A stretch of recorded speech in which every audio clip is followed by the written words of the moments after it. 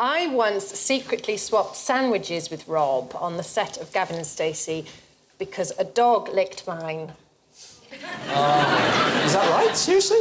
Well, we don't know yet, do we? What was the dog doing on the set? It was a dog that we feature in the show, Gavin and Stacey. Called? Oh, No, what's the show called? Gavin and Stacey. Is there she's a good. dog in Gavin and Stacey? Yes, and he runs The one that runs along the promenade? Oh, yeah. Did it have any negative effects on Rob?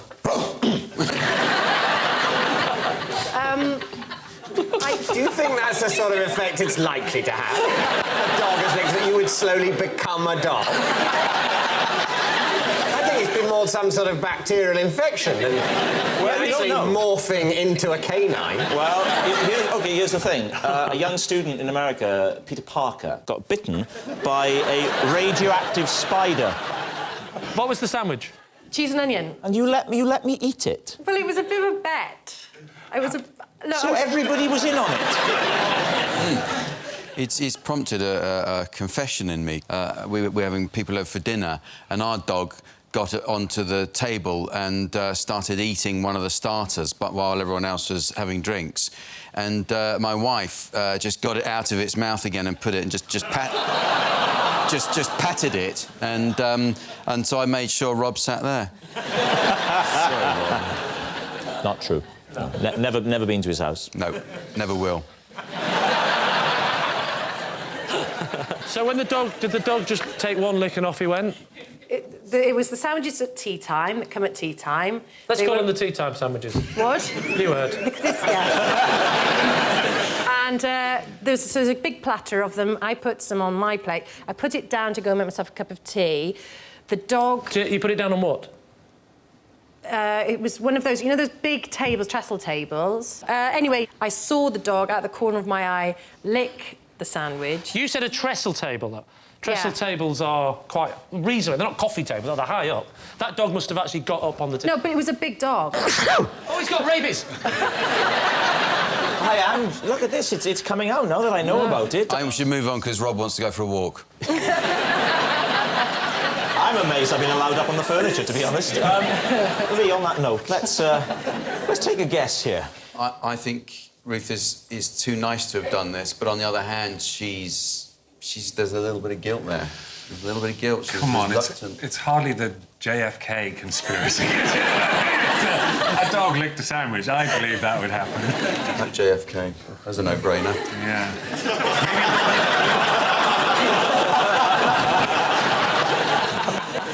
Jack, what do you think? I say true. You say true? True. You say true? I'll have to go with the team and say OK, true. you're saying true. Ruth, is it true or is it a lie?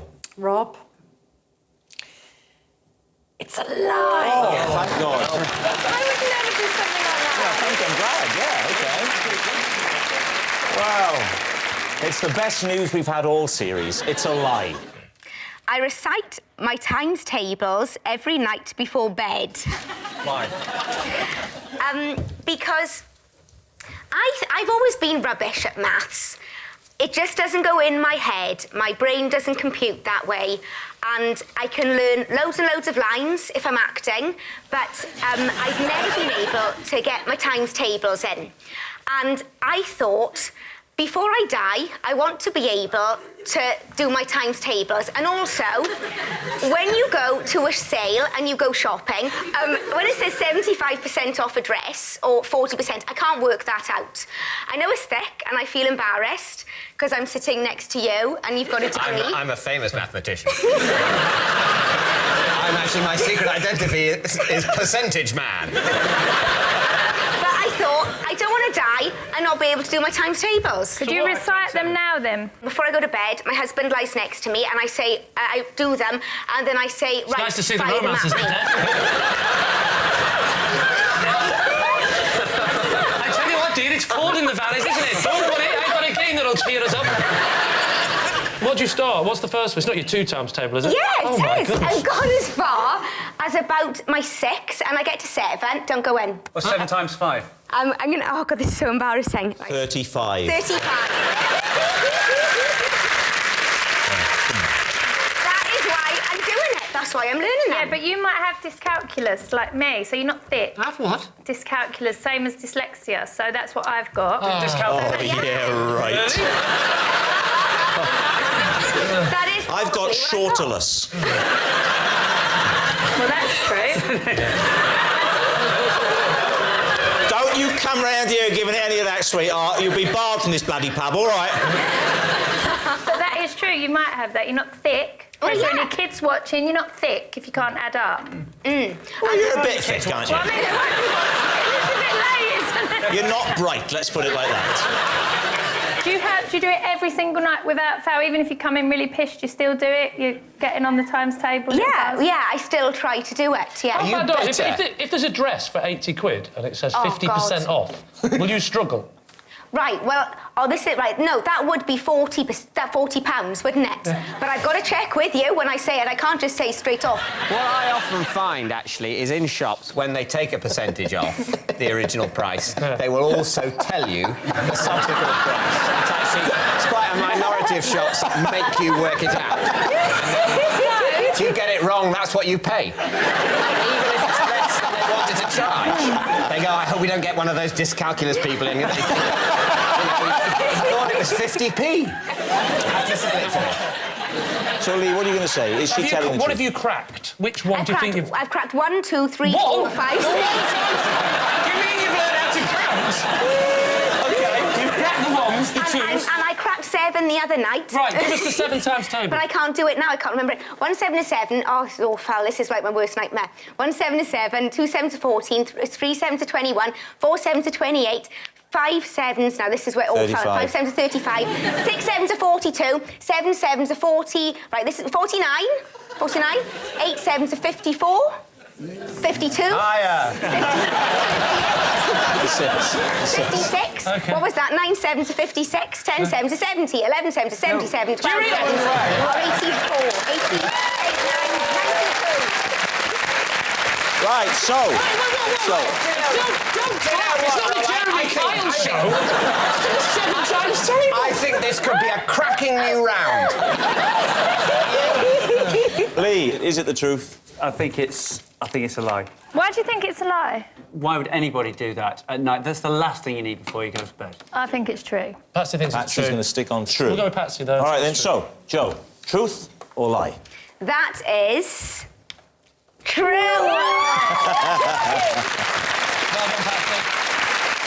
I recently had to be rescued by supermarket staff after I fell into the chest freezer trying to reach the last packet of Yorkshire puddings.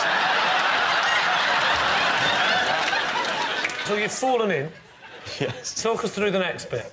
Look, imagine, right? Imagine that this is the freezer, OK? Yeah. So I'm here, and I'm looking around. There's nobody, so I just... Ah, yes. Oh, OK. I'm going like that, and I'm going like that, and I'm going, and I'm going, and I'm in, and I'm like that, and I've hit my hand on the kind of sharp inner edge. Right. And I went, and first of all I went, ah, and people. So kind you of, just stay lying down? Well, I was shocked, Lee. And as I looked, my little head peeked up over the top, and some Welsh people, because it was Cardiff, came over and said, "Are you all right?" So, and they kind of, you know, I could have got out, but they sort of helped me up, and, you know, I think they were worried I was going to make a claim. Were you tempted to stay in there until someone came to get something? So you go, ah! So what do you think? The bit of the story I don't think is true is the bit when he started talking. Up until the point when he just stopped talking then. It's the fact that he sort of went, ooh, look at my hand, I can't get up, I'm rock Brydon. Well, that's not strictly what I said. I said I looked at my hand with shock, and then somebody ran over straight away. Yeah, I don't think it would take that long for attention to be... There would have been a sort of thrubbadum kind of noise, and people would have looked around and noticed that the small man who'd previously been there had somehow disappeared. actually have wondered where he may have gone to. I think it's true. Yeah, I think it's true. Because it's quite a humiliating story, and I don't see why you'd tell it unless it was true. The format of the show.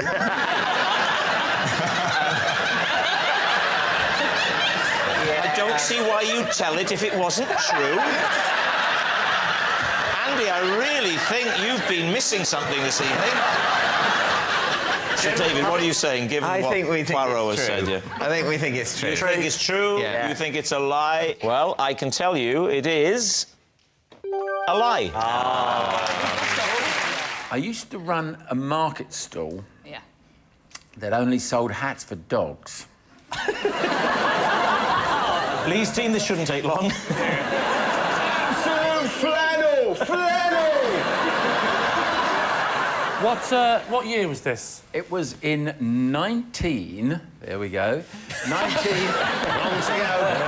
Larry, we're supposed to go. Here we go. You don't do it about yourself. No, it was in the 1960s. The 1960s? Yeah. And this was your own business? I was a lad. I was still at school. You were still at school, and you thought, I'm going to hit up the booming dog hat market. I was pretty enterprising lad, I tell you. Can you give me some... In Harlow. What was your top seller? Harlow. The top seller was a plaid one, funnily enough. Yeah. Yeah. I was going to ask about sizes, because obviously the sizes of dogs... There were only 3 sizes. What were they? They were, well, small, medium and large. It's a complex system, Carol. My key question is, how did a dog keep the hat on? You put it over its ears. So you crushed its ears? No, you don't crush it. No, well, I mean, this was the 60s. You didn't worry about those things anyway. But... People talk about the 60s ago. In the 60s, it was wild, crazy. I've never heard anyone. It was crazy. We used to crush dogs' ears and we'd think of them monkeys. Honestly, crazy time.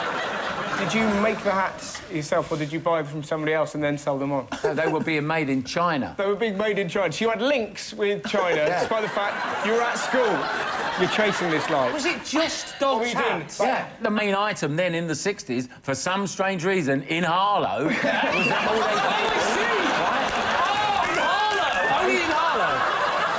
So, Lee, the moment has now come within the game where you guess whether it's the truth or a lie. All the evidence seems to suggest...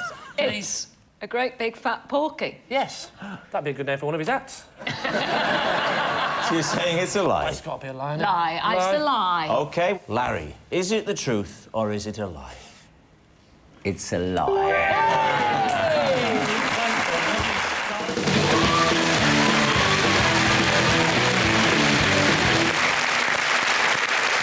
So, Ruth, what is Ian to you?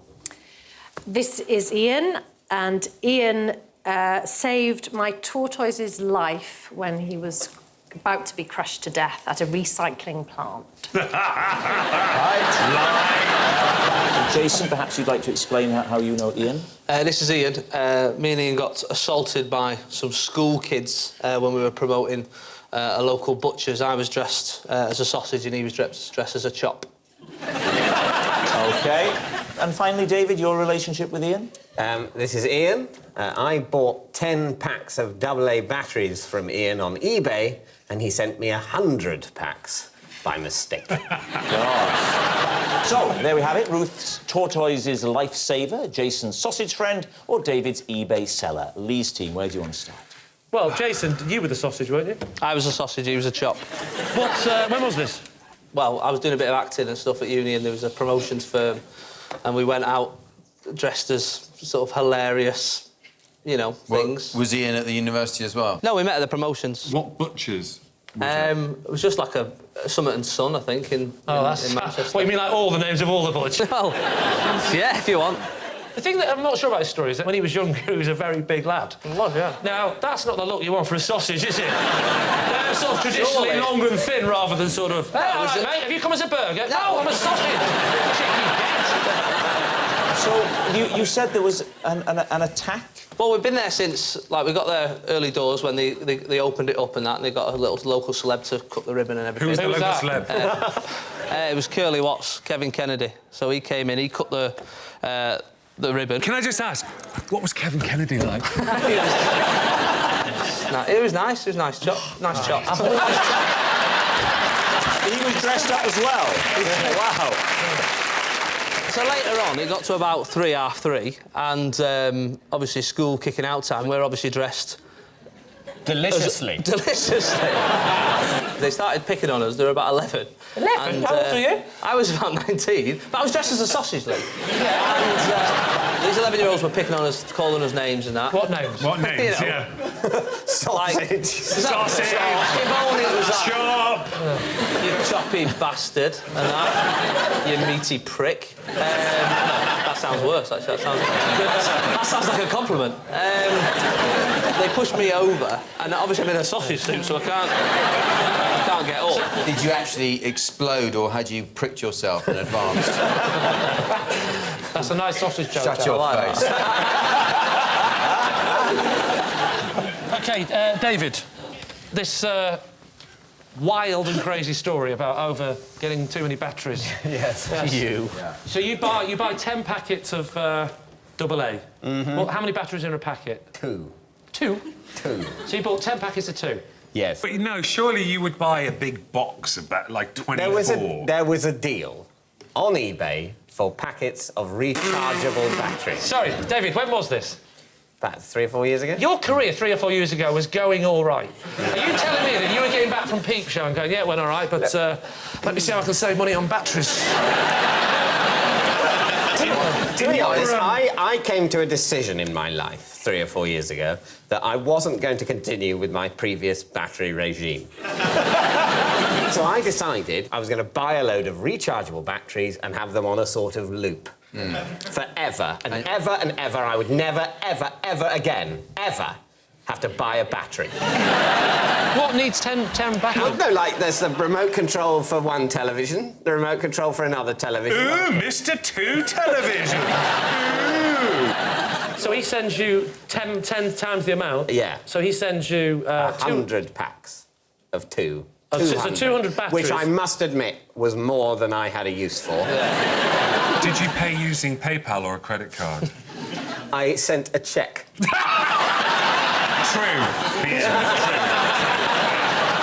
I think this story's got a lot of positives and negatives.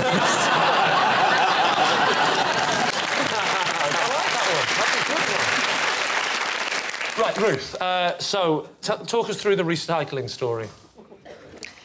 OK, my tortoise... Whose name is? Tom.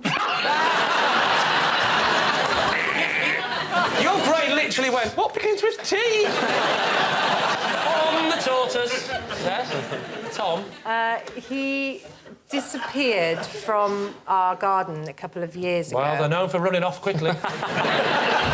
So your tortoise has vanished? It vanished. So after 3 days, we started to actually worry and tried to work out where he may have gone. Right. Did you go into his room and look at his diary? He's been groomed on the internet. We did then worry that maybe he'd climbed into a bin bag and been taken away with the rubbish. So we phoned up the council and explained the dilemma, and they said, we'll go through the rubbish and we'll get back to you in a couple of days. Yes, because they're cooperative like that, aren't they? Yeah. If you have one of those phone calls, if you're worried your tortoise is in the rubbish, press 2. So then 5 weeks went by. Did you put, like, posters up like you do with cats? Did you? Tortoise missing, answer to the name of... Tom.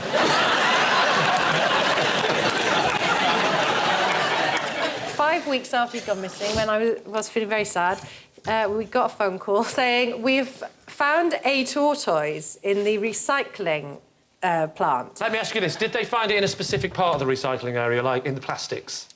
They found it on the conveyor belt, on the can crusher bit. Yeah. Oh, you're saying this is now like a Disney film? It's like the end of Toy Story. You're trying to run away, aren't you? It would make a good film, wouldn't it? I think, anyway, it was about 30 seconds away from the can crusher. Oh, wow. Give it a rest. You've ruined the story for yourself now. 30 seconds away? Well, yeah. But he was close to the end of the line, about to go in. Yeah. So all the other people on the line, they'd just missed the tortoise. They'd gone, I do cans, I do plastic. Who's going to do the tortoise? It's not my job. That's not my job. I don't do tortoises. Do you do tortoises? I don't do tortoises. So, all right, there we are. What do you think, Lee's team? I think it's David's story. I think it's the battery. I think he's the battery man, salesman. personally. Ian is exactly how I imagine someone like that would look. An online battery seller to look. Yes, yes. Don't think for 1 minute Ruth has got a tortoise, or has ever had it, because tortoises, they don't survive the cold. She lives in Wales. Right, I think... Well, who do we think? Does my opinion count for anything? No. Jason or David? Should we go for David? Go on then. I'd say David, yeah. Go on then. Saying David, you're saying it's the online battery sales. Yeah. OK. Ian, would you please reveal your true identity? My name is Ian. I work for a recycling plant with up on Good Cargo.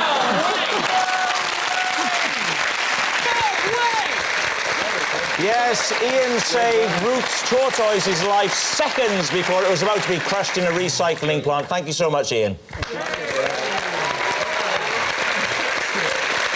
So, Ruth, that was incredible. Is everything with the Toy Story bit on the... Yes. All true. He's really called Tom. He's really called Tom. Now, we've got a picture, actually. Great. Oh, there you are. That You're is about Tom. to eat the tortoise. Isn't that nice?